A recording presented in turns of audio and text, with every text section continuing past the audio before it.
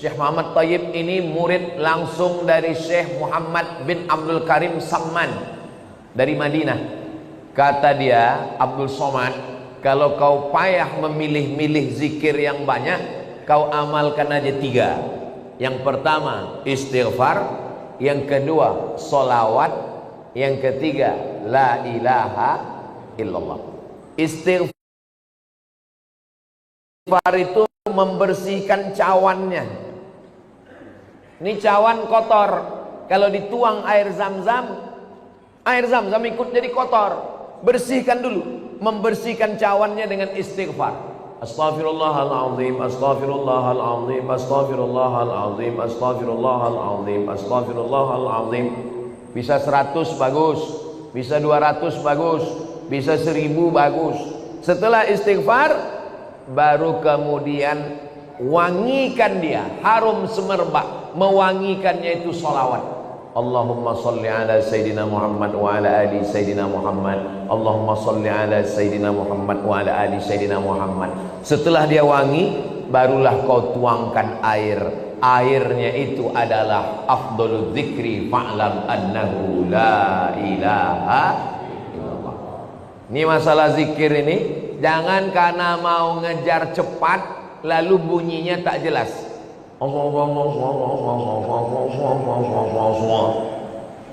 Astaghfirullahaladzim, astaghfirullahaladzim, astaghfirullahaladzim. Ada orang beristighfar pakai lagu. Astaghfirullah Rabbal baraya. Bagus, tak salah. Ada orang istighfar pakai suara. Astaghfirullahaladzim, astaghfirullahaladzim, astaghfirullahaladzim. Bagus. Saya Pak Ustadz lebih khusyuk kalau dalam hati. Bagus. Masalah berzikir ini, zikir kuat bagus. Jangan gara-gara zikir kuat sama zikir pelan berkelahi di masjid. Berkelahi antara zikir kuat dengan zikir pelan di masjid, sampai cerita itu keluar masjid. Apa kata orang luar masjid? Untung kita tak ke masjid. Coba kalau kita ke masjid berkelahi kan? Bagus kita di luar masjid nih lagi. Nah, jadi yang berzikir kuat silakan. La ilaha illallah, la ilaha illallah. Bagus, tak salah. Yang berzikir pelan bagus. La ilaha illallah, la ilaha illallah. Zikir kawan pelan, kita mau kuat, kita paksakan dia, kita ke telinga dia. La ilaha illallah.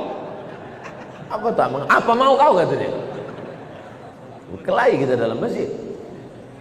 Saya Pak Ustaz terganggu kali saya sama zikir orang ini. Saya kalau udah dengar orang ini berzikir kuat, terganggu saya Pak Ustaz. Berarti ada setan dalam diri kau. Orang yang terganggu dengan zikir berarti ada setan. Zikir tidak pernah mengganggu kita. Sebagaimana kita mendengar suara bacaan Al-Quran. Kalau ada orang terganggu mendengar bacaan Al-Quran, itulah makna ruqyah. Di ruqyah dia biar keluar hantu setan dari dalam dirinya. Habis sakratul maut selesai, lalu kemudian kita pun masuk ke liang lahat. Tapi tadi ruhnya udah diangkat ke langit Pak Ustaz. Waktu jasad masuk ke liang kubur, maka ruh turun balik, dimasukkan Allah ke alam kubur untuk menjawab pertanyaan malaikat Munkar Nakir. Iya kalau jasadnya masuk kubur. Kalau matinya diterkam singa, kalau matinya di sungai Amazon, dimakan ikan piranha 1000 ekor, kemana pergi ruhnya? Kalau matinya tabrakan beruntun hancur macam daging kena blender, kemana pergi ruhnya? Maka nama alamnya adalah alam barzakh. Dia tidak disebut dengan dunia karena dia sudah mati. Dia tidak disebut dengan akhirat karena dunia masih ada. Pemisah antara dunia dengan akhirat namanya alam barzakh. Tengok dalam surat Ar-Rahman. Bainahuma barzakhul la yabghiyan. Jadi ruh yang sudah diangkat ke langit diperkenalkan ke malaikat, diturunkan balik masuk ke dalam jasad untuk menjawab pertanyaan Munkar Nakir. Setelah itu ruh dalam genggaman kudrat iradat kuasa Allah Subhanahu wa ta'ala, maka ruh menantikan amal yang mengalir. Apa yang perlu kita siapkan? Yang perlu kita siapkan yang pertama, ilman 'allamahu wa nasyara. Ketika di alam barzah disebut alam kubur, yang kebetulan ada kuburnya. Kalau kebetulan tak ada kuburnya, alam barzah, mati hanyut, mati tabrakan, mati hilang, maka alamnya alam barzah. Selama di alam barzah itu, apa yang mengalir? Yang pertama mengalir adalah ilman 'allamahu wa nasyara. Ustadz Marsofwan ceramah, ada program subuh, apa namanya Ustaz? Pejuang Subuh Nongsa, dilanjutkan oleh anak-anak pejuang subuh Nongsa, mengalirlah pahalanya ke beliau. Bang Hardi Hud, dosen sampai ke Indragiri Hilir, dosen sampai ke Sungai Guntung, mengajar ke sana kemari, mengalirlah pahalanya. Ustadz, tapi kami ini tak ustadz, kami ini bukan buya, kami ini bukan profesor Pak Ustadz. Ilmu apa yang mengalir?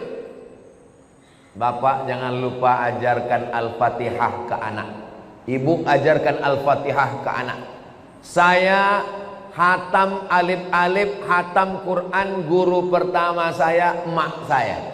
Jadi sampai hari ini kalau saya ngajar di mana-mana, itu pahalanya mengalir ke almarhumah emak, ke almarhum ayah saya.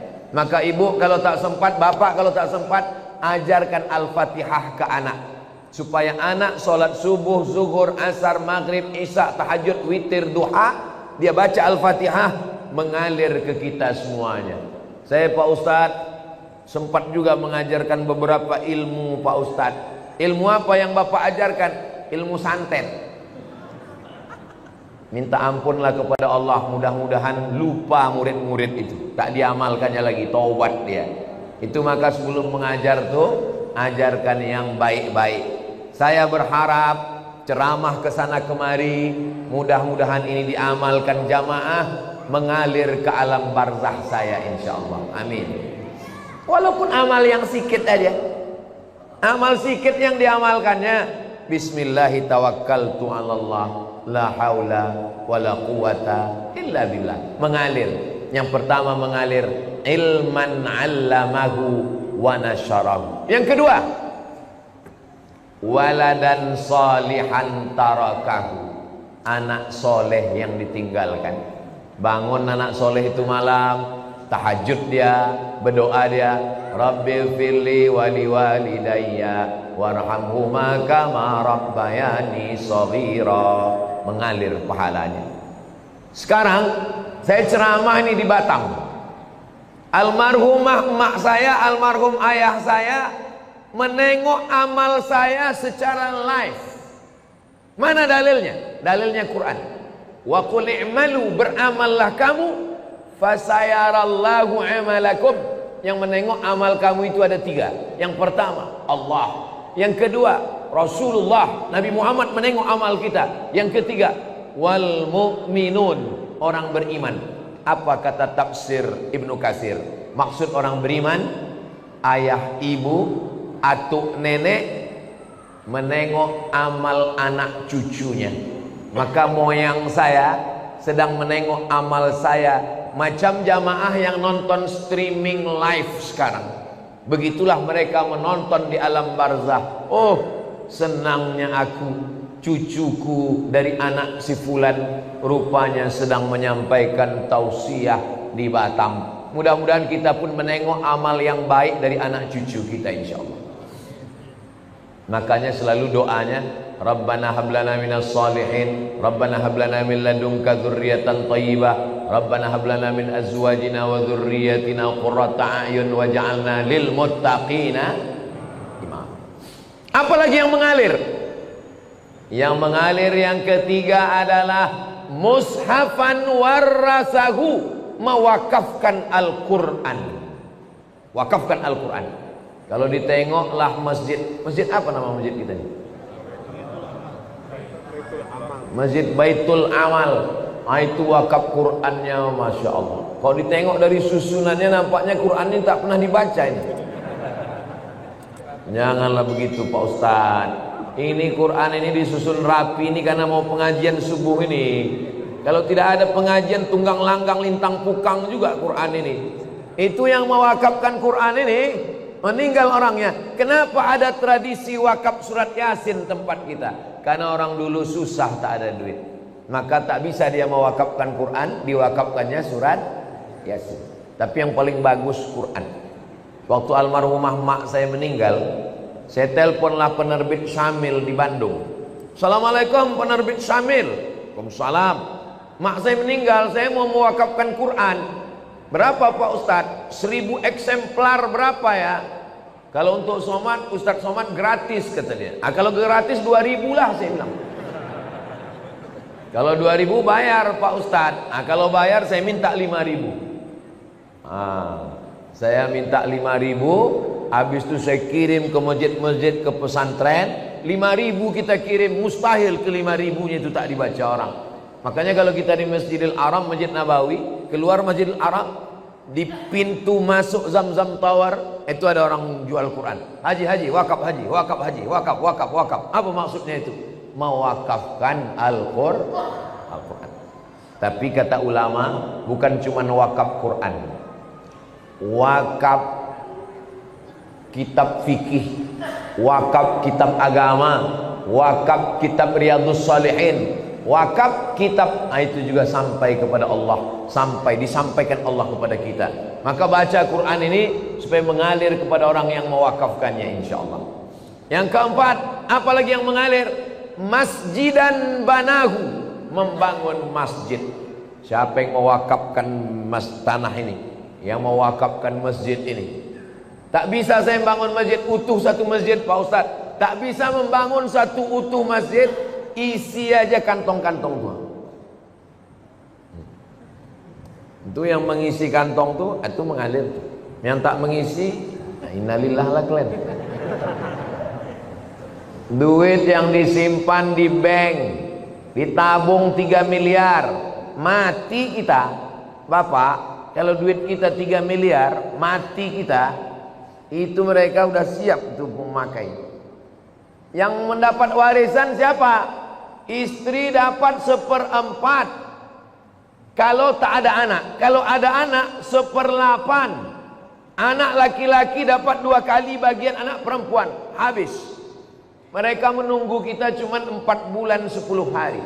Habis 4 bulan 10 hari, dia pun dipinang oleh Bronis, berondong manis.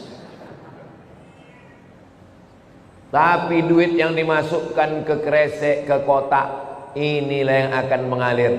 Mohon maaf jangan tersinggung dengan cakap saya tadi. Maksud saya yang memasukkan duit secara cash. Tapi jamaah Masjid Baitul Amal ini banyak juga tidak langsung masuk duit karena mereka pakai transfer banking. Jadi dia langsung tit. Habis terkirim baru dia menangis. Kalau ditanya, kok menangis kenapa? Teringat ceramah Ustaz Somad tadi? Tidak, salah ketik aku tadi. Rencanaku mau ngetik nolnya 5, rupanya terketik 6 pula. Kalau 5 kan 100.000, terketik 6 1.000.000. Padahal kalau mati, tabungan ada 100 juta, yang terkirim 1 juta, mati, yang dibawa yang 1 juta atau yang 99?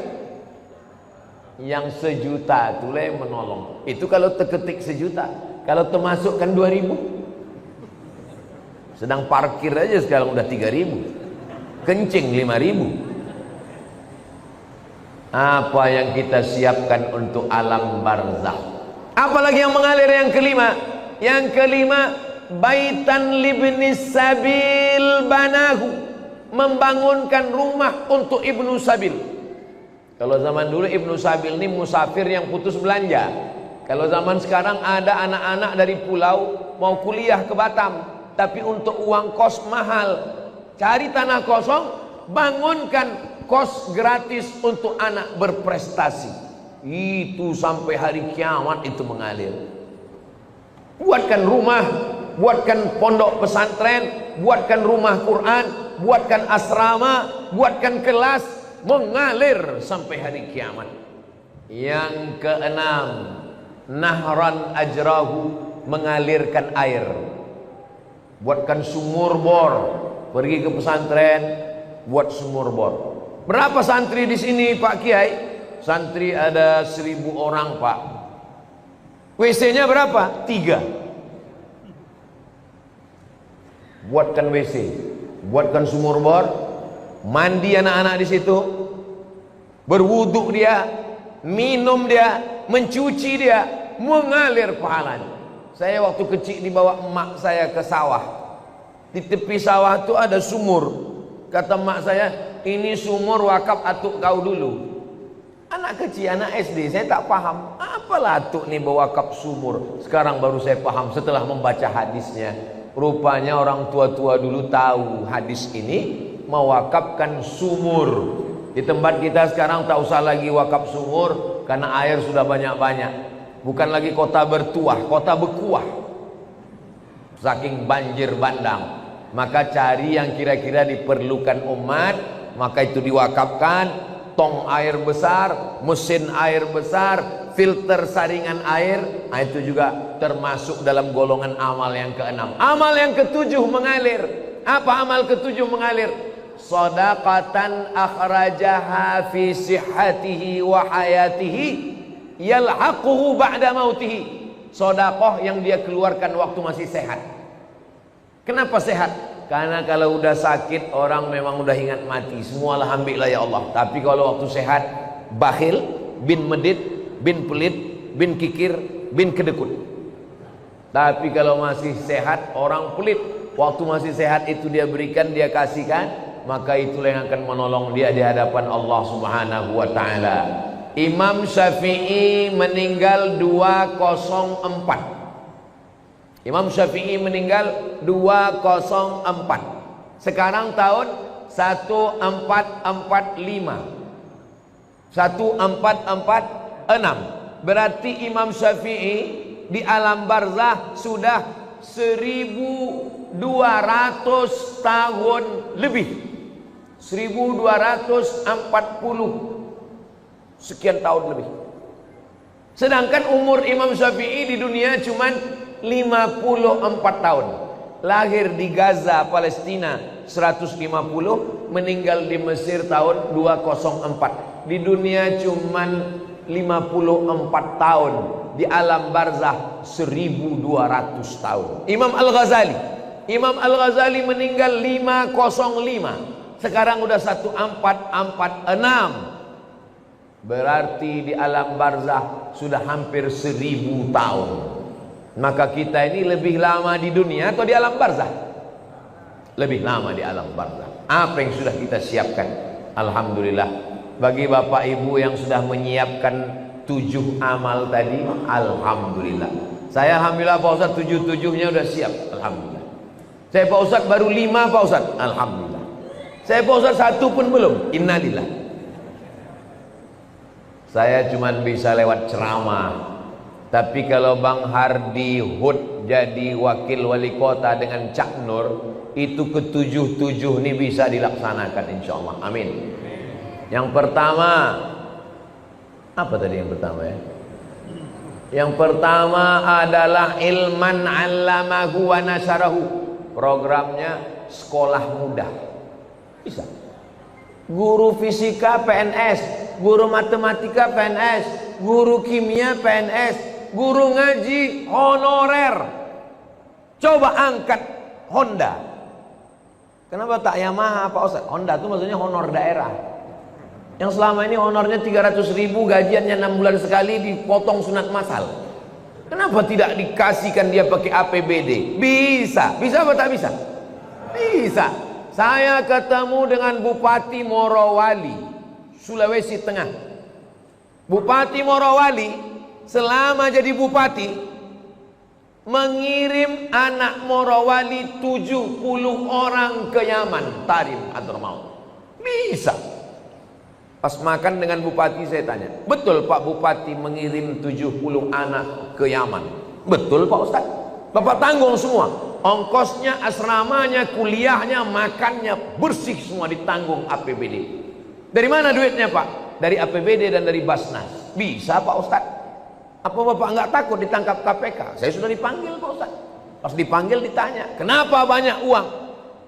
Pendidikan adalah tanggung jawab negara. Nggak ditangkap Bapak? Sampai sekarang belum Pak Ustadz. Ini masalah keberanian aja. Untuk apa punya kekuasaan kalau tidak dipakai untuk amal jariah? Ilman allamahu wa nasyarahu, bisa. Mushafan warasahu, mewakafkan mushaf, sangat bisa. Seluruh masjid dan musalla mendapatkan subsidi buku-buku fikih, akidah, akhlak, Quran, tafsir, bisa pakai tanda tangan. Nah, bisa. Kalau saya ceramah, berapa masjid lah yang bisa saya isi? Tapi kalau tim UAS ini kita dudukkan, maka insya Allah amal jariah ini kita pun juga akan mendapatkannya insya Allah. Amin ya Rabbal. Jadi kalau ada orang mengatakan jangan bicara politik, di masjid hanya membahas tentang masalah zikir saja, sholat saja, habislah umat kita diambil orang.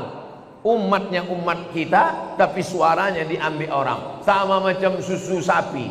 Kata orang susu kambing, padahal susu sapi. Sapi punya nama, sapi punya susu, kambing punya nama. Saya tidak mau begitu.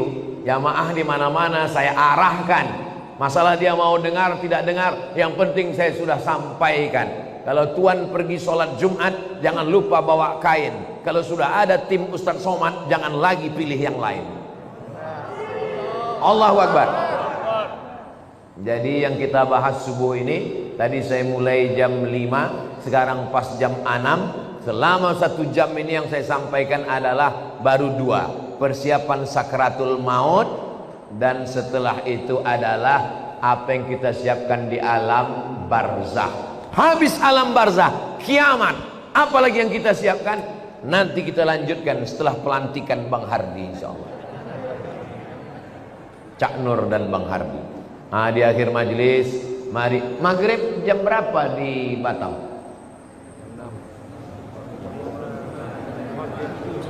Jam 5.55. Jadi jam 5.55 sudah boleh sholat sunat isyraq.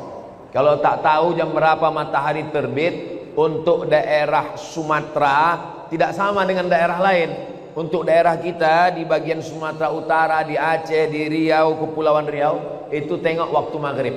Jadi kalau di Pekanbaru maghribnya jam 6:05, jam 6:05 sudah bisa sholat sunat isyraq. Kita jam 5.55 sudah bisa. Sekarang jam 6, maka kita sholat sunat isyraq.